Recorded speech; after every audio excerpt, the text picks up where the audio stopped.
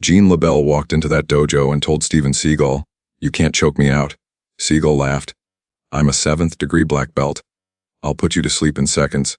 But what happened next became the most controversial moment in martial arts history. Some say Seagal tapped out and begged for mercy. Others say Gene choked him so hard. Something embarrassing happened that nobody wants to talk about. And decades later, both men tell completely different stories. One man claims total victory. The other stays silent, which might tell you everything you need to know. But here's what most people don't know. This wasn't just a friendly challenge between two martial artists. This was personal. This was pride colliding with reality. This was Hollywood ego versus old school truth. And what went down that day didn't just stay on the mat. It sparked debates that lasted decades. It created rumors that destroyed reputations. It divided the entire martial arts community into two camps. And some witnesses claim they saw things that day they were told to never speak about again. By the end of this video, you'll know the real story behind the choke that shocked Hollywood, why Seagal refuses to talk about it even today, the embarrassing detail that Gene LeBell revealed years later, and the one twist that nobody saw coming. This isn't just about a fight. It's about what happens when legends collide and only one walks away with their reputation intact. Before we dive deep into the truth, I need you to do something. To understand what really happened between these two men, you need to know who they were. Because this wasn't just any confrontation. This was a clash between two completely different martial arts philosophies. Two different generations. Two different approaches to combat. And when those worlds collided, only one could be right: Steven Seagal, the untouchable Aikido master. Let's start with Steven Seagal in the late 1980s and early 1990s. This man wasn't just some Hollywood actor playing tough. He was the real deal, or so everyone believed. Seagal had spent over a decade in Japan, training under some of the most respected Aikido masters in the world. He earned his black belt legitimately. He opened his own dojo in Osaka before most American martial artists even knew what Aikido was. Then he came back to Los Angeles and became a legend.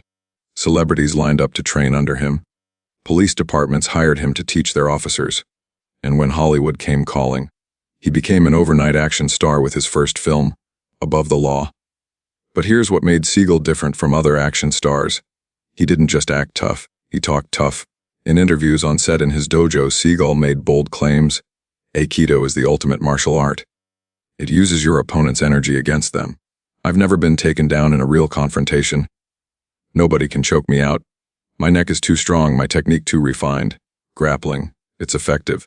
But against a true Aikido master, it's useless. Bold statements. Dangerous statements. Because in the martial arts world, when you say you're unbeatable, someone always wants to test you.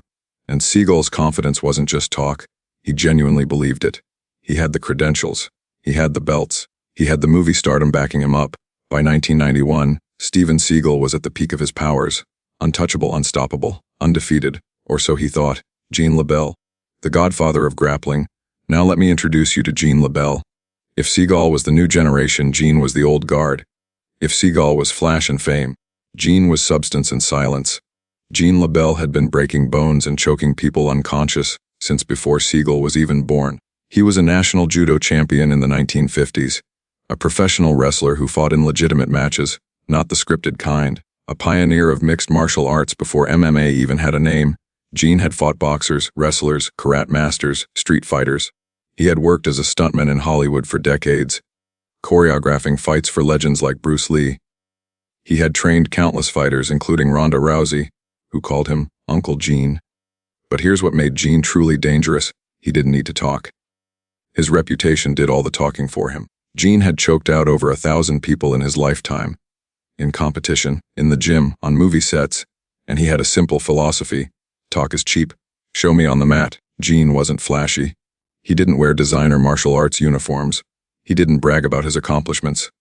He just smiled, stayed humble, and when someone made an outrageous claim, he'd calmly say, "Let's test that." The collision course. By 1991, both men were working in Hollywood. Seagal was making action movies. Gene was working as a stunt coordinator.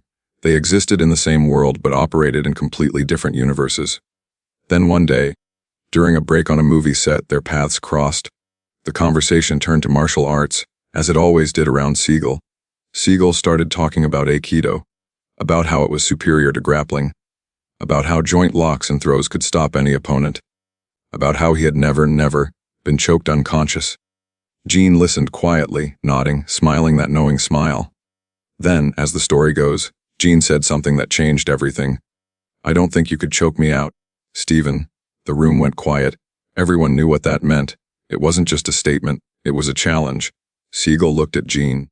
You could see the gears turning in his head. If he backed down, he'd look weak in front of everyone. His entire image would crumble. All those bold claims would sound hollow. But if he accepted, he'd have to prove himself against a legitimate grappling legend. Pride made the decision for him. Seagal smiled confidently and said, "Anytime, anywhere. I'll show you what real Aikido can do." Gene nodded. "Let's do it now." And just like that, the challenge was set. 2 legends, 1 mat, no cameras, no referees, just truth. What happened next depends entirely on who you ask, and that's what makes this story so fascinating and so controversial. Because we have 2 completely different versions of the same event, 2 legends telling 2 different truths. And somewhere in between lies what actually happened. The setup. First, let's talk about what both men agree on. They went to a private area, away from the main crew, away from cameras, just Gene Seagal and a handful of witnesses. Some say it was a back room on the studio lot, others say it was a gym nearby. The exact location doesn't matter. What matters is this. 2 men stepped onto a mat to settle a question that had been brewing for years. Can traditional striking arts like Aikido defend against elite-level grappling? Gene took off his jacket, stretched his neck, and smiled. Seagal removed his watch, rolled his shoulders, and got into his Aikido stance. The atmosphere was tense but respectful, at first. This wasn't supposed to be a fight. It was supposed to be a demonstration, a test, a friendly challenge between professionals. But pride has a way of turning friendly challenges into something else entirely. Steven Seagal's version, over the years, when pressed about that day, Seagal has been vague. In the few interviews where he's addressed it at all, his version goes like this. Gene asked me to show him some Aikido techniques. It was all very respectful. We demonstrated some holds. I showed him some wrist locks. He showed me some judo throws. Nothing serious happened. It was just 2 martial artists sharing knowledge. Gene's a good guy. We're friends. People love to make up stories for attention. When interviewers push harder, Seagal usually laughs it off or changes the subject. He's even said, "I don't remember it being a big deal." And when confronted with Gene's version, Seagal either denies it completely or refuses to comment. That silence is interesting, because if nothing happened, why not just come out and say it clearly? Gene LeBell's version, Gene, on the other hand, had no problem talking about it. In multiple interviews over the years, and even in his autobiography, Gene told the story the same way every single time. Here's what he said happened. The challenge began. Seagal tried to use his Aikido techniques, wrist locks, arm bars, evasive movements. Gene, being a master grappler, knew exactly how to counter traditional striking arts. He closed the distance. He negated Seagal's leverage. He got inside Seagal's guard. Within seconds, Gene had Seagal's back. And then Gene did what he'd done to hundreds of trained fighters before. He applied a rear naked choke. According to Gene, Steven tried to resist. He really did. But grappling beats striking when you know what you're doing. Seagal struggled. His hands grabbed at Gene's arms. His body tensed. But Gene's technique was flawless. The choke was locked in perfectly. And within 10 seconds, according to Gene, Steven Seagal went completely limp. Gene held the choke just long enough to prove his point, then released it. Seagal came to, confused, disoriented, and according to Gene, angry. Gene claims he stood up, offered his hand to help Seagal up, and said, "See, nobody's immune to a good choke." But Seagal didn't take his hand. He got up on his own, brushed himself off, and according to witnesses, looked absolutely furious. The rumor that shook Hollywood. Now here's where the story takes a dark turn. Gene LeBell also claimed, and this is the part that destroyed Seagal's reputation in certain circles, that when Steven went unconscious, he lost control of his bodily functions. In plain English, Gene said Seagal soiled himself. Gene didn't announce this publicly at first. It was something he mentioned privately to other stuntmen as a cautionary tale. He'd say, "When you choke someone out, sometimes their muscles relax. It happens, it's not a big deal." But in Hollywood, nothing stays private for long. The rumor spread. Stuntmen whispered about it. Crew members laughed about it. And eventually, It became one of the most infamous stories in martial arts history. Some witnesses on set that day later confirmed they saw Seagal change his pants. Others said they smelled something. A few claimed Seagal left in a rage and refused to talk to Gene ever again. The aftermath of the mat. What we know for certain is this. After that day, Steven Seagal never challenged Gene LeBell again. He stopped making public claims about being unchokeable, and he avoided any situation where he might have to grapple with legitimate grapplers in front of witnesses. Gene, meanwhile, continued telling the story whenever asked, not to humiliate Seagal, but to make a point about martial arts. He'd say, "This isn't about ego, it's about reality. People need to know that no one is invincible. I wasn't trying to embarrass Steven, I was trying to teach a lesson, but the damage was done." In the martial arts community, the story became legend, and Steven Seagal's reputation, at least among those who knew the truth, was never quite the same. Drop a comment, do you believe Gene's version? Or do you think it's exaggerated? And more importantly, does it even matter who won? Let's hear your take. No stopping it. The Whisper campaign, within days, stuntmen on set were talking. Did you hear what happened to Seagal? Gene LeBell choked him out cold. I heard it got messy.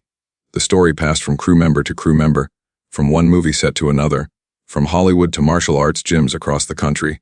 At first, it was just rumors, gossip, the kind of thing people laugh about over drinks. But as more witnesses started talking, the story gained credibility. Some people who were there began sharing details. How long the choke lasted, how Seagal reacted when he woke up, what he said, or didn't say afterward. And the more the story spread, the more variations appeared. Some versions had Seagal apologizing. Others had him storming off in rage. A few claimed he threatened legal action. But one detail remained consistent across almost every telling. Steven Seagal had been choked unconscious by Gene LeBell, and for a man who'd built his entire image on being unbeatable, that was devastating. Seagal's silent strategy. So how did Seagal respond? With complete and total silence. He didn't address the rumors. He didn't hold a press conference. He didn't challenge Gene to a rematch. He simply continued making movies. And in a way, that was genius. Because Seagal understood something crucial. Most of his fans would never hear the story. Remember, this was 1991. No social media, no YouTube, no viral videos. The story spread through word of mouth in martial arts circles and Hollywood insider channels. But to the millions of people watching Seagal's movies in theaters, he was still the unstoppable action hero. They didn't know about Gene LeBell. They didn't care about behind-the-scenes gossip. They just wanted to see Seagal break arms and snap necks on screen. So Seagal kept his head down, focused on his career, and let time do the work. And it worked. His next films, Out for Justice, Under Siege, were massive hits. He became even more famous, even more successful.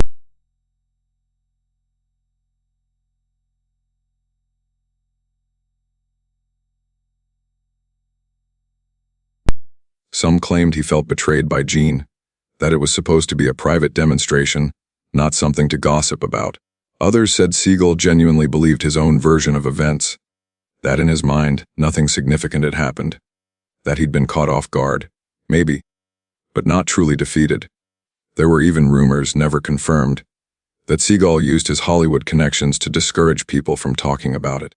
Certain witnesses suddenly became less willing to share details. Some stuntmen claimed they were told to forget what they saw. Was there intimidation, legal pressure, just friendly requests? We don't know.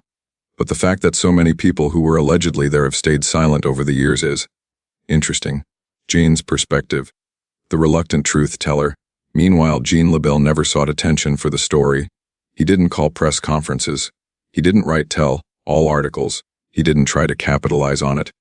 But when asked directly, in interviews at martial arts seminars, by journalists, Gene told the truth as he remembered it.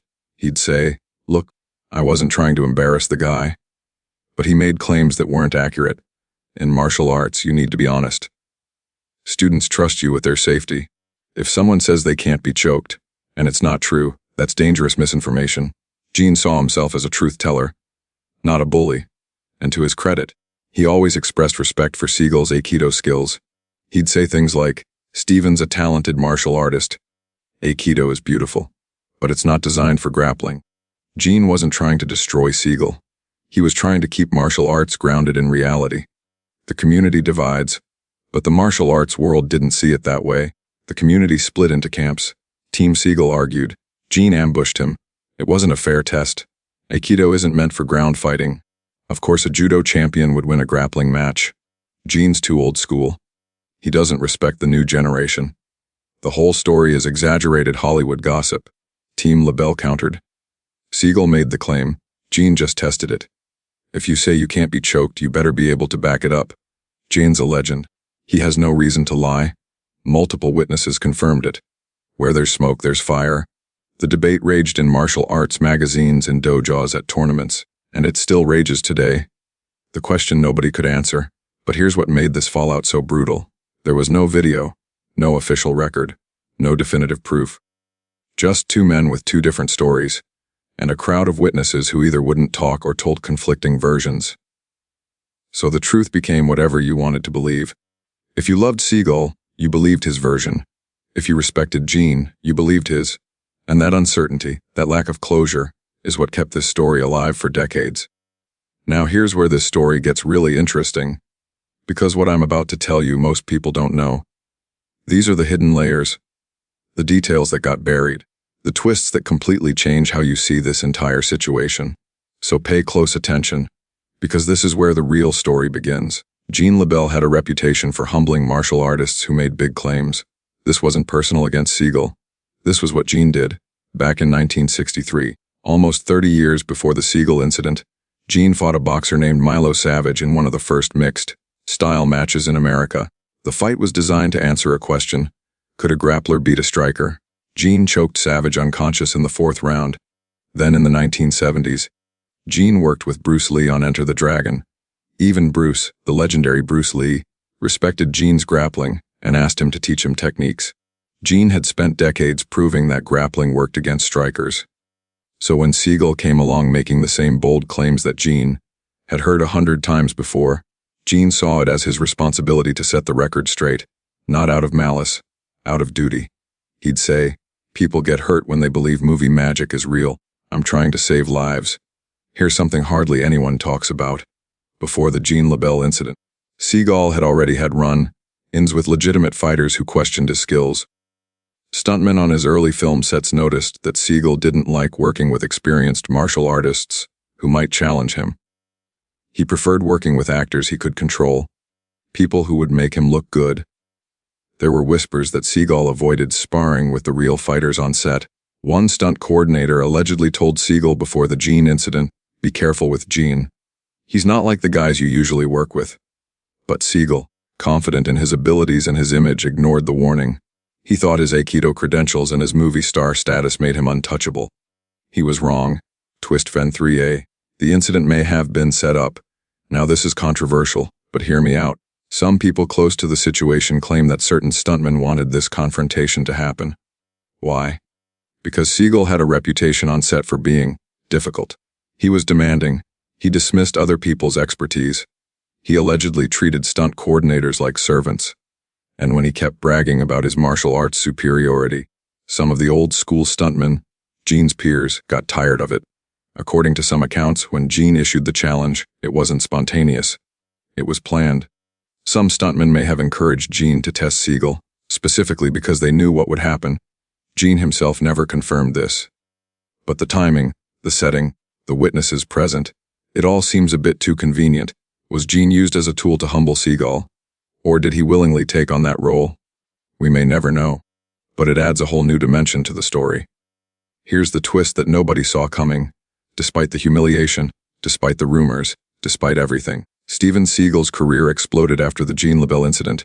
In 1992, just 1 year later, Under Siege became his biggest box office hit.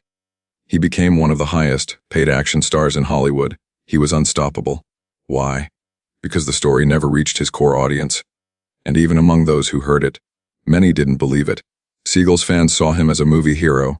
They didn't care about backstage martial arts politics. And here's the genius part. Seagal used the controversy indirectly to fuel his mystique. By staying silent, he created intrigue. By not addressing it, he became enigmatic. People started asking, what really happened? What won't he talk about it?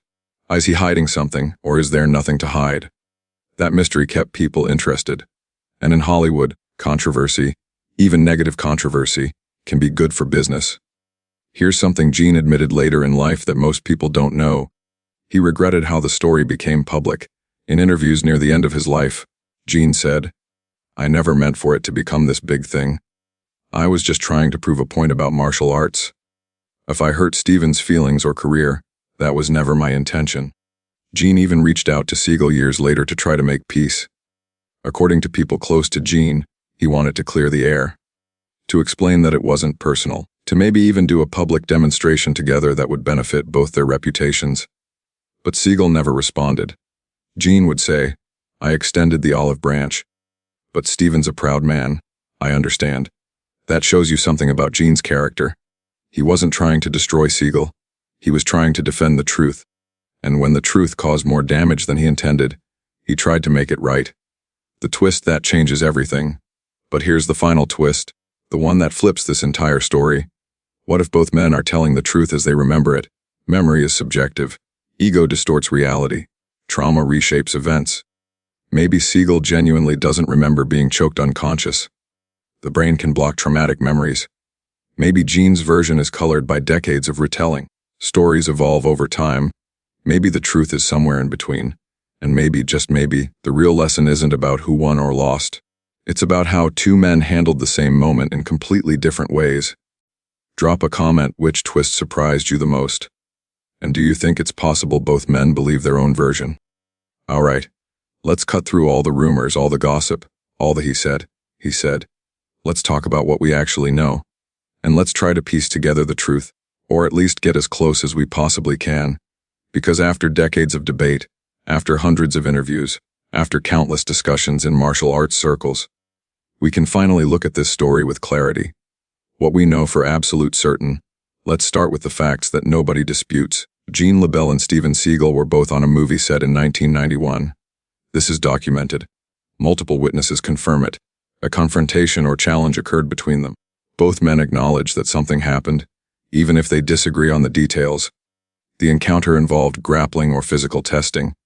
This isn't just a verbal argument. They engage physically. Gene claims he choked Seagal unconscious. Gene told this story consistently for over 30 years until his death in 2022. Seagal has never publicly confirmed Gene's version. In fact, he's either denied it, downplayed it, or refused to comment. The story spread throughout Hollywood and the martial arts community. This isn't some obscure rumor. It's become one of the most famous martial arts legends of all time. Those are the undeniable facts. Now let's build from there. What's almost certainly true, based on witness testimony, Gene's consistency, and the circumstances.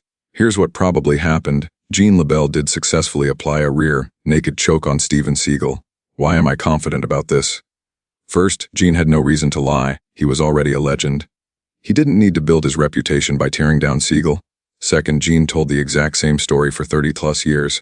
Liars change details. Truth tellers stay consistent. Third, multiple witnesses, people who were actually there, have corroborated parts of Gene's account. Fourth, and most importantly, Seagal's silence. If it didn't happen, why not sue Gene for defamation? Why not publicly call him a liar? Why not demand a rematch to prove Gene wrong? Seagal's silence speaks volumes. In situations like this, innocent people defend themselves loudly. Guilty people stay quiet and hope it goes away. So yes, Gene probably choked Seagal out. What's probably exaggerated? Now the infamous soiling incident. Did that actually happen? Here's where we need to be honest. We don't know for sure. Some witnesses claim they saw or smelled evidence. Others say that's completely made up. And here's the thing about being choked unconscious. When someone loses consciousness from a choke, their muscles do relax. It's a physiological response. Bowel or bladder control can be lost, especially if the choke is held too long. So it's medically possible. But did it actually happen to Seagal? Gene himself seemed to enjoy the legend in later years, sometimes hinting at it, sometimes being vague. My opinion, it probably didn't happen, or if it did, it was minor and got blown way out of proportion by people who enjoyed embarrassing Seagal. Hollywood loves a scandal, and the stunt community loved taking down an arrogant movie star, so I think the choking happened. But the embarrassing part, that might be 50% truth, 50% Hollywood exaggeration. What we'll never know. Now let's talk about the things we simply cannot verify. How long did Seagal resist before going unconscious? Some accounts say seconds. Others say he fought for a while. What did Seagal say immediately after waking up? Some claim he was angry. Others say he was respectful. Nobody recorded it. Did Seagal genuinely believe his Aikido could stop Gene? Or was it just movie star ego? We can't read his mind. Was there any intimidation or pressure on witnesses to stay quiet? Rumors exist, but no proof. How does Seagal actually remember the event? He's never given a full, detailed public account, and honestly, these unknowns don't matter anymore, because the truth isn't just about what happened on the mat. It's about what happened after. The real truth, two different types of victory. Here's what I believe after researching this story for years. Gene LeBell won the physical confrontation. No doubt, he proved that grappling beats striking when executed by a master. But Steven Seagal won the long game. Think about it. Gene got to be right, but Seagal got to be rich and famous. Gene got respect in martial arts circles. Seagal got worldwide recognition and millions of fans. Gene protected the truth. Seagal protected his image. And 30 years later, which one mattered more? To martial artists, the truth; to the general public, the image, the uncomfortable reality. Here's what nobody wants to admit. In Hollywood, in business, in life, image often beats reality. Seagal understood that. He knew that most people would never hear Gene's story, and the people who did hear it, many wouldn't care or wouldn't believe it. So he stayed silent, kept making movies, kept building his brand, and it worked. Was it honest? No. Was it effective? Absolutely. Gene, on the other hand, chose integrity over image. He told the truth even when it made him look like a bully. He stood by his story even when people accused him of jealousy, and he died with his reputation intact among those who mattered to him, real fighters. So what's the truth? The truth is this. Gene LeBell choked out Steven Seagal. Seagal's ego couldn't handle it. Gene's honesty made it worse, and both men paid a price. Gene became known as the guy who embarrassed Seagal, instead of just the legend. Seagal became known as the guy who got choked out in martial arts circles, even as he remained a hero to millions. Neither man got what they wanted from that day, but both men taught us something valuable. So after everything we've covered, the challenge, the truth, the fallout, the twists, the truth, what does it all mean? Why does this story still matter 30+ years later? And what can we learn from two legends who handled the same moment in completely opposite ways? Let me break it down for you. The lesson from Gene LeBell: integrity over image. Gene LeBell represented something rare in today's world: uncompromising honesty. He didn't care about fame. He didn't care about protecting feelings. He didn't care about politics or public relations. When someone made a false claim, Gene tested it. When the truth was uncomfortable, Gene told it anyway, and that cost him. He could have stayed silent. He could have protected Seagal's image. He could have made a friend in Hollywood and benefited from that connection. But Gene chose truth over opportunity. And in a world where everyone is carefully managing their brand, their image, their social media persona, that kind of raw honesty is almost extinct. Gene showed us that real respect isn't about what people think of you. It's about what you know to be true. He lived by a code. Don't make claims you can't back up. Don't disrespect the martial arts with false teaching. Don't let ego replace reality. And he stuck to that code even when it made him unpopular. That's integrity. The lesson from Steven Seagal: survival through silence. Now, Steven Seagal teaches us something completely different. Sometimes silence is the smartest strategy. Was Seagal being dishonest by not addressing the incident? Maybe. But was he being strategic? Absolutely. Seagal understood something crucial about reputation management. You don't win arguments by engaging in them. If he had responded to Gene publicly, it would have kept the story alive. If he had demanded a rematch, he might have lost again. If he had denied it aggressively, people would have questioned why he was so defensive. So instead, he said nothing. He let the story fade for most people. He focused on what he could control: his movies, his image, his brand, and he outlasted the controversy. Today, millions of people know Steven Seagal as an action star, but only a fraction know about the Gene LeBell incident. That's strategic survival. Now, I'm not saying Seagal's approach was morally right, but it was effective. And in the real world, effectiveness often matters more than righteousness. Two philosophies, two outcomes. So we have two completely different approaches to the same situation. Gene's way: tell the truth, no matter the cost. Protect the integrity of martial arts. Let the chips fall where they may. Seagal's way: protect your image, control the narrative, outlast the controversy. Survival first, truth second. Which one is right? That depends on what you value. If you value respect from those who know the truth, Gene's way wins. If you value success in the eyes of the masses, Seagal's way wins.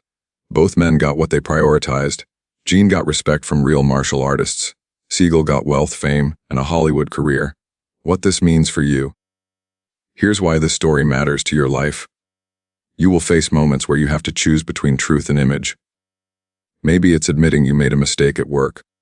Maybe it's acknowledging you're not as skilled as you claimed. Maybe it's backing down from a challenge you can't actually win.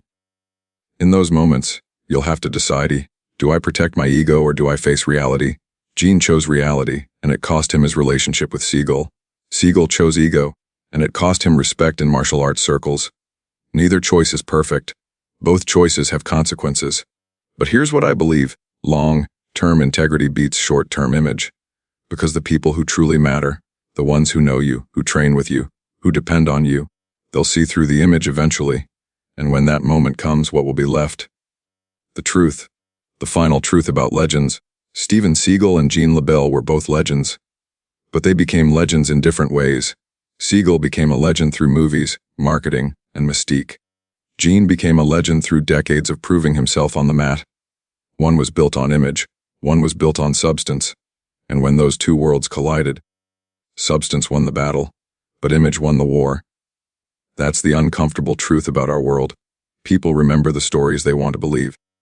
They follow the heroes they want to see. And sometimes, the person who tells the truth gets forgotten, while the person who controls the narrative becomes immortal. The final question, so I'll leave you with this. When your moment comes, and it will come, what will you choose? Will you be like Gene, standing firm in truth even when it's unpopular? Or will you be like Seagal, protecting your image even when the truth is against you? There's no right answer, but there is your answer, and that answer will define who you become. Comment below what surprised you most about this story. And tell me, are you Team Gene or Team Seagal after hearing everything?